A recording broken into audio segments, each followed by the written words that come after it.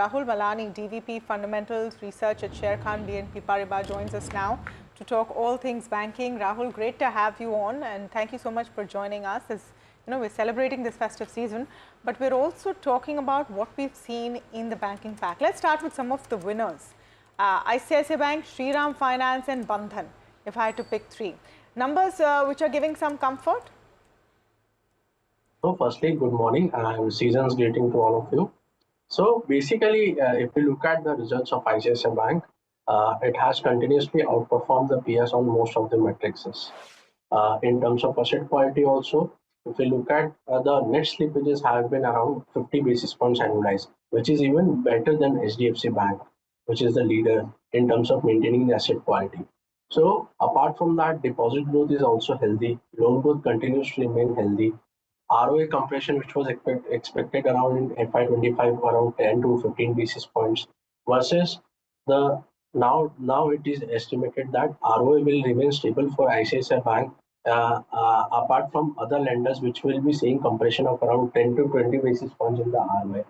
So, given the current valuation premium, which is trading to, which is versus the peers, it is likely to sustain, and more sustained earning progression will help to give further re-rating to the stock, given the sector is going through the various headwinds and challenges, and ICICI Bank continues to remain standing tall in all these things.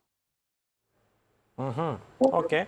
So, sure, ICICI Bank is probably better even than some of the others, Rahul. But the question is, do you reckon that over the course of the next 2 or 3 quarters, until things change, the street and you may want to give a premium multiple to the ICICI banks and the HDFC banks vis-a-vis the others?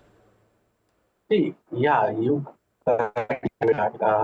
because in the near term there is no re-rating trigger for the overall BFSI sector in terms of profitability or return ratios.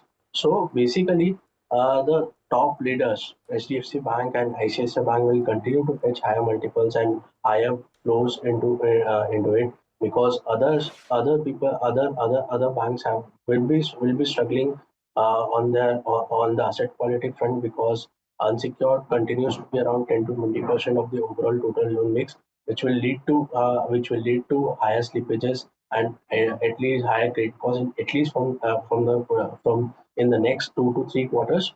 So the outlook remains negative on the profitability as well as the return ratios. I'm sorry, Rahul. I'm sorry. Rahul, sorry, were you finishing your point?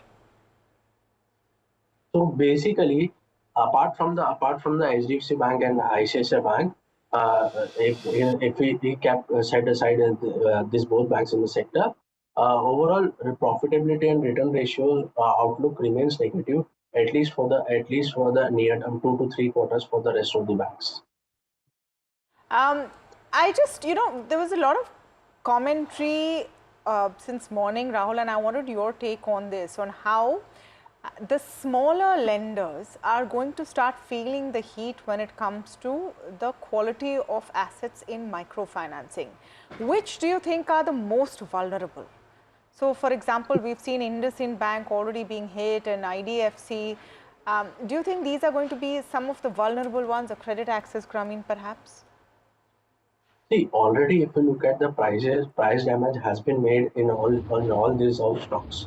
So basically, it's a matter of time. The current expectation is that the pain will be continued for at least 2 to 3 quarters.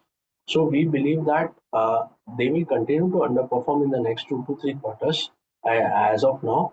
But already price damage has happened, so we do not feel that there would be a much downside from the current levels. But overall outperformance will not be there in the next 2 to 3 quarters per se. Okay. Just one more question. IDFC First Bank is due to speak to us in a moment, Rahul. Any thoughts on that one? Would you be a buyer? Would you avoid it? Any thoughts here? The IDFC First Bank is not in our coverage. So okay, so let's leave it out. Okay, fair call. In which case, anything, Rahul, very quickly, anything within the NBFC or the banking universe which was a shocker, which you will not buy even if the prices come down until things change fundamentally? See, as of now, the cautious stance have been maintained on the MFI, NBFCs, MFI. Other than that, we will be watching out for the trends where the NBFCs like Poonawalla FinCorp and other NBFCs which have unsecured personal loans higher exposure to this will see underperformance, while the vehicle financiers specifically will continue to perform well in at least from the near term to medium term perspective, because all these things because overall the outlook continues to remain robust, at least from the profitability or return ratios perspective, at least from the next 1 to 2 years. Okay. Okay, Rahul, we'll leave it at that. Thanks so much for taking the time out and being with us. Really appreciate your time.